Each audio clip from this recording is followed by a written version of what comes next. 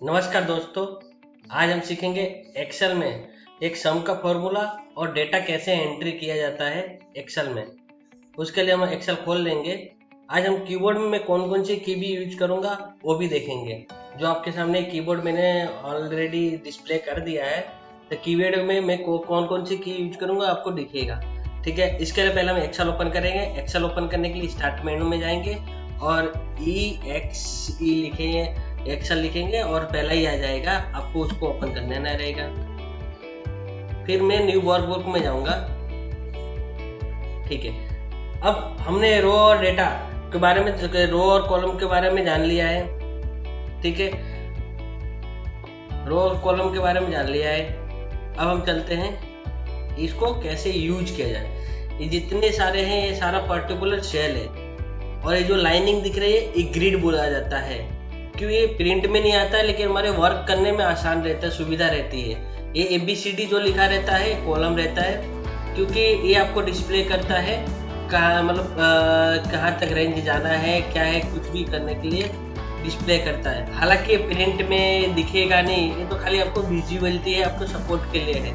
वैसे ही 1 2 3 4 5 आता है और ऐसे जितने रो है कॉलम है वो सारे डिटेल्स में इसको दिखाएगा, लेकिन ये ओनली विजिबिलिटी के लिए है, ना कि इस पर हम कुछ काम करेंगे। ये सपोर्ट एक तरफ से हम बोलते हैं, गूगल का मैप बोलते हैं ना, लैटिट्यूड लॉन्गिट्यूड बोलते हैं, वो एक है, समझ लीजिए ये लैटिट्यूड लॉन्गिट्यूड की तरह ही काम करता है।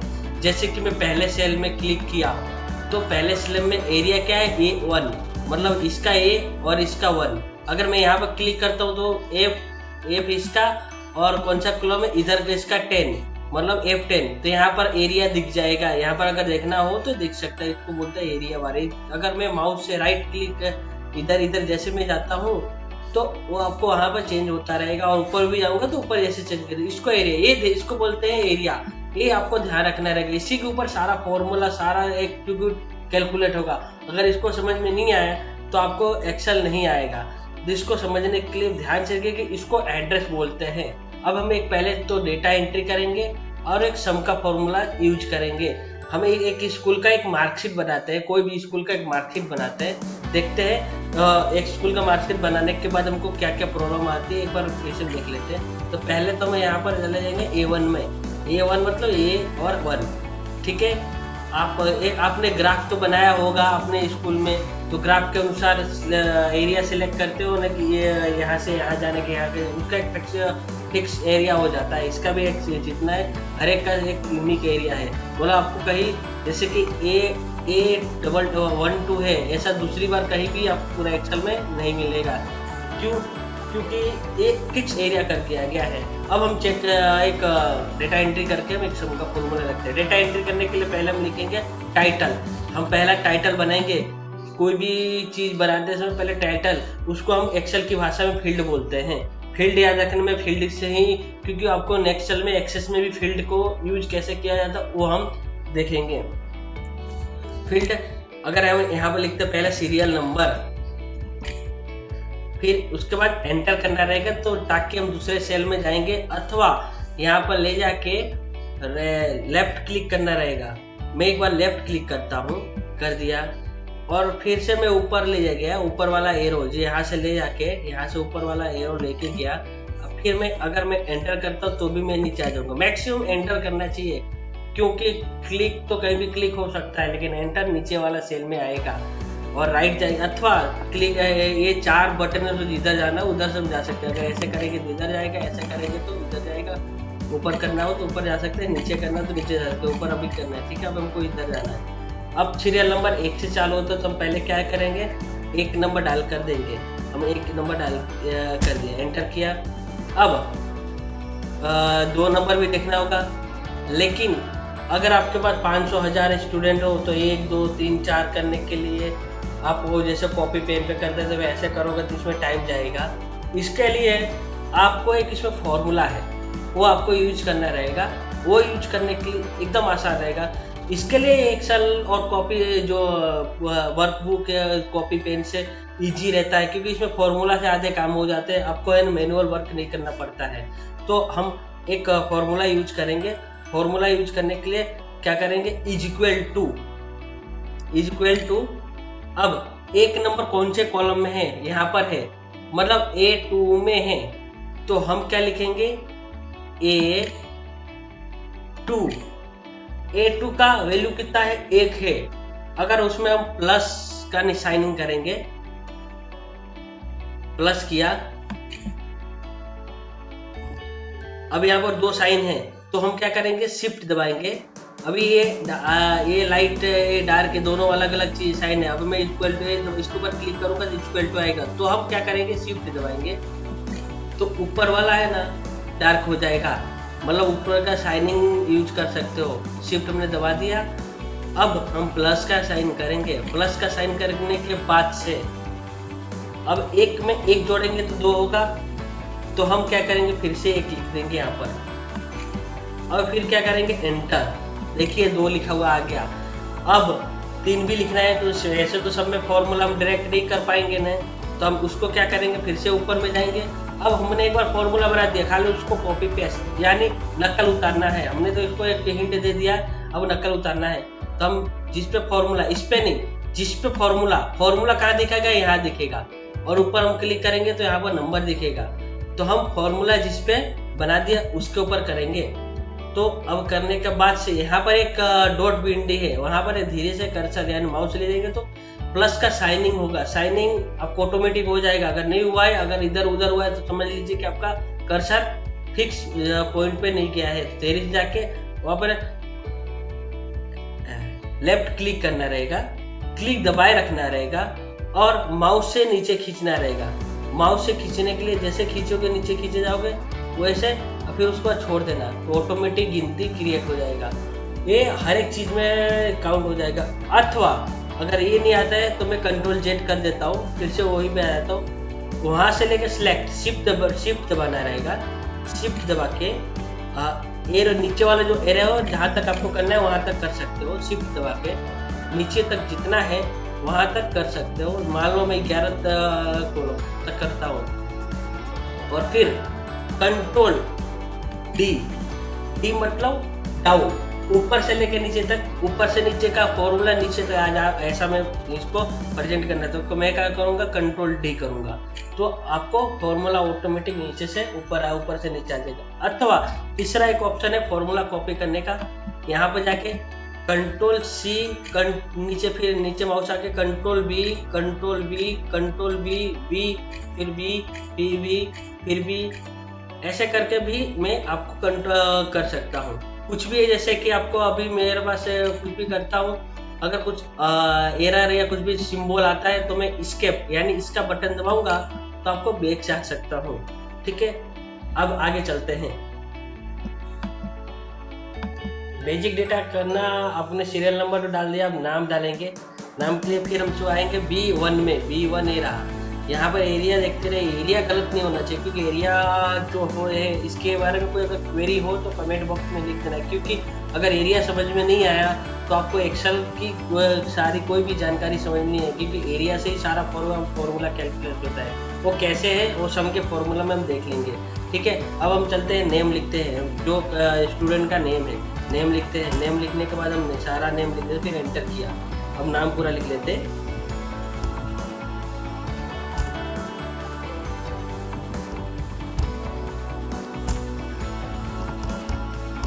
सारा स्टूडेंट का नाम लिखना रहेगा।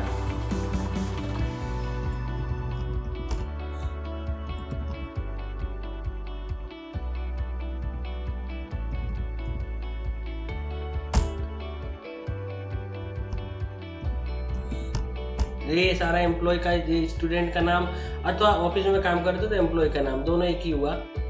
हम लिख लेते हैं सारा चीज।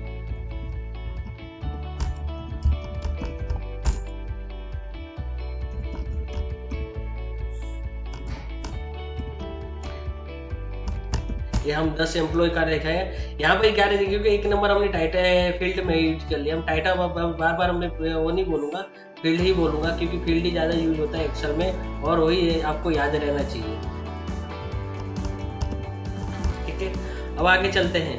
अब इसको हम करते हैं ऊपर वाला जो वो ऊपर। अब नेक्स्ट अब आगे चलते हैं, यहाँ पर लिखते हैं सब्जेक्ट नेम।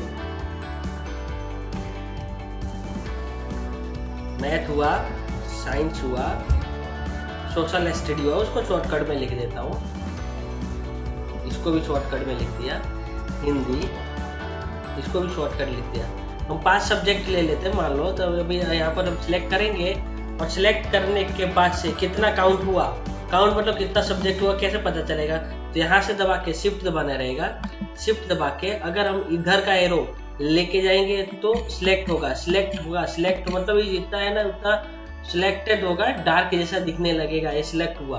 अब यहाँ पर दिख रहा है 5, काउंट ऑफ 5, तो यहाँ पर देखिए ध्यान से देखिए, एक काउंट ऑफ 5 दिख रहा है, मतलब आपने 5 चीज सिलेक्ट किया है। अब मैनुअली हम काउंट कर लेते हैं, 1 2 3 4 5, हाँ 5 ही किया है।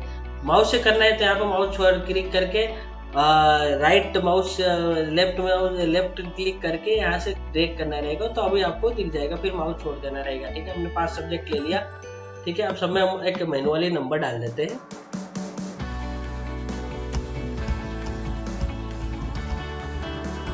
हम ध्यान रखें 100 से कम ही नंबर डालेंगे, क्योंकि एक सब्जेक्ट हमको 100 का नंबर मान लिया है, तो 100 से कम, अगर सब्जेक्ट की 100 के कम हो तो हम 100 के कम ही क्यों डालेंगे, तभी हमको परसेंटेज या कुछ भी अगर निकालना हो। देखो यहाँ मैंने गलती डाल दिया, तो ध्यान रखना रहेगा, तो 100 से होना चाहिए और 35 से कम नहीं, 35 से क्योंकि वो फेल में चला जाएगा। वो अब हम इफ का फॉर्मूला में कैसे करेंगे वो सिखा दूंगा कि फेल और पास कैसे किया जाता है। अभी तो हम सभी सीख रहे हैं, क्योंकि बेसिक तो सीखना, फिर उसके बाद नेक्स्ट चैप्टर सीखेंगे।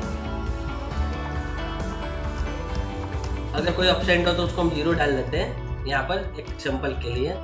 ठीक है, अब आगे इंग्लिश में चलते हैं।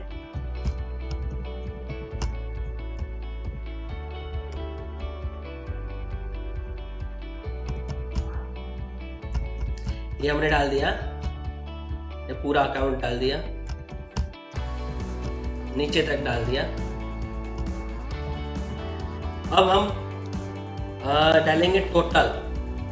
अब एच में लिखेंगे टोटल, एक विद्यार्थी के कितने नंबर आए, तो टोटल लिखेंगे।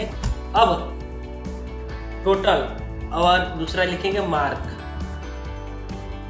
अब ये 5 सब्जेक्ट है, तो एक का 100, दूसरे का 100, तीसरे का 100, चौथे का 100, पांचवे का 100, तो टोटल कितना हुआ, इक्वल टू 100। और यहाँ पे हम फॉर्मूला कैलकुलेट कर देते हैं, इक्वल टू 100, एक सब्जेक्ट का 100 और इंटू मतलब गुणा, तो गुणा इधर का है, ये रहा 8 नंबर। लेकिन याद रखिए यहाँ पर शिफ्ट दबा के आपको करना पड़ेगा, गुणा, फिर आपको शिफ्ट हटा के, शिफ्ट हट जाएगा। ठीक है, उसके बाद 5 सब्जेक्ट है तो 5 पे क्लिक करना रहेगा और एंटर करना रहेगा, तो आपको आएगा 5 सब्जेक्ट। अब ये फॉर्मूला वाइज मैंने बनाया है। ठीक है, तो अब हम इसको फॉर्मूला को यहाँ पर क्लिक करके ड्रैग कर लेंगे, अथवा नीचे जाके ऊपर वाला एरिया से ऊपर जाएंगे और कंट्रोल डी दबा देंगे, तो आपको 500 आ जाएंगे। अब आया मार्क। मार्क के लिए सम का फॉर्मूला यूज करेंगे, मतलब हम टोटल करेंगे। आपको हिंदी आपने जोड़ घटाव सीखा होगा, जोड़ करेंगे, इसको जोड़ करेंगे। अगर हम एक सिंपल चेक करेंगे, इसको सिलेक्ट करके यहाँ तक अगर यहाँ पर शिफ्ट दबा के अगर मैं एरो का दबाया रहूँगा तो सिलेक्ट होता रहेगा। यहाँ तक सिलेक्ट किया, जी तक मैंने किया, सी से जी तक, क्योंकि उसी में है आपका काउंट। तो यहाँ पर एक देखेंगे सम का काउंट नीचे भी आ जाएगा 437, ये आपका हुआ सम, 5 सब्जेक्ट है और एवरेज 87। अब हम इस पर 437 यहाँ पर डालेंगे, कैसे डालते देख लेते हैं। तो सम का फॉर्मूला 2 तरीके से यूज किया जाता है, दोनों तरीके हम सीख लेंगे। पहला तरीका सीखेंगे, इक्वल टू सम, सम लिखेंगे। याद रखना इसमें कोई भी गलती नहीं होना चाहिए फॉर्मूला डालते समय। फिर स्मॉल कोष्टक, स्मॉल कोष्टक। अब हमने जो सिलेक्शन किया था वो एरिया सिलेक्ट करेंगे, तो सी लाइन में 2 नंबर 2, ये रहा C2, ये C2 है, तो हम क्या लिखेंगे C2, और कहां तक सिलेक्ट करना है, G2 तक। तो क्या करेंगे G, पहले उसका पहले हम जेम डालेंगे, इन डबल डॉट, फिर बोलेंगे G2, फिर कोष्टक पूरा करेंगे और करेंगे एंटर। ये होगा फॉर्मूला का, सम का फॉर्मूला 437 जब आपने देखा था, इसका टोटल वो दिखा।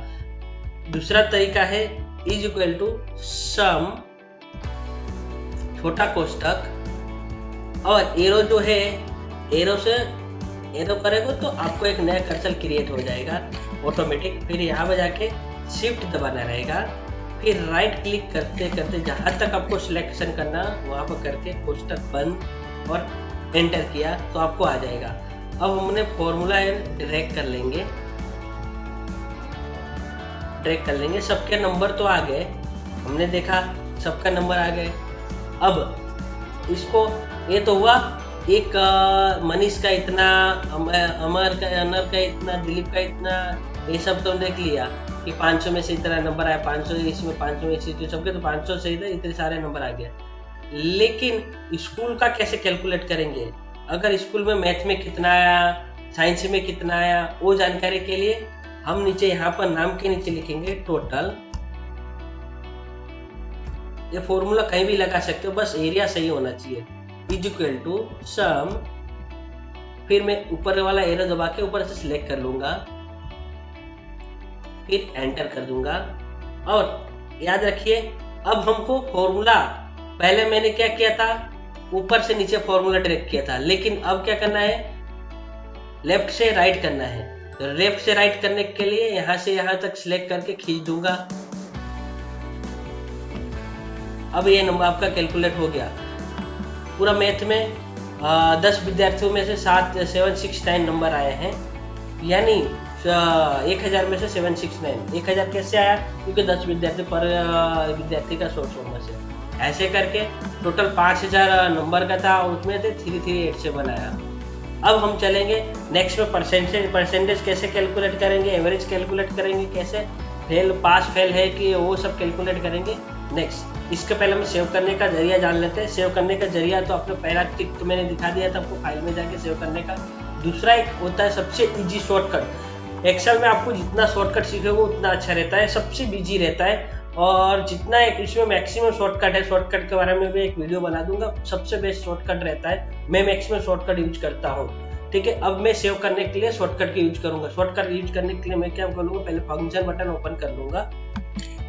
अब F12 दबाऊंगा तो एक पॉपअप खुलेगा। देखिए, मतलब ये बोलता है सेव एज। देखो यहाँ पर सेव एज लिख रहा है, सेव पेज लिखा है। अब पूछ रहा है कहाँ सेव करना है, तो मेरे को सेव करना है डेस्कटॉप पे। मैंने डेस्कटॉप सिलेक्ट कर लिया, ऊपर से एरो करके डेस्कटॉप सिलेक्ट करके आपको मैं जो नाम से डाल सकता हूँ।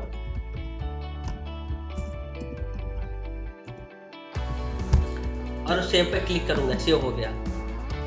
अब इसको मैं यहाँ से, इसके बारे में आपको जानकारी नहीं था, ये आपको बता देता हूँ। इसको बोलते हैं मिनिमाइज, इसको बोलते हैं रिस्टोर और इसको बोलते हैं क्लोज। मिनिमाइज करूंगा तो ये एक्टिविटी एक्सेल एक्टिव रहेगा, लेकिन आप काम नहीं कर रहे हो, दूसरे काम कर रहे हो। फिर मैं यहाँ से क्लिक करूंगा तो वापस आ जाएगा। देखिए मैं यहाँ पर क्लिक किया, नीचे आ गया, ऊपर किया तो आ गया। अब यहाँ से रिस्टोर, इसको हम छोटा बड़ा साइड में दूसरा कुछ काम करना हो तो कर सकते हो। और यहाँ से परमानेंट क्लोज हो जाएगा।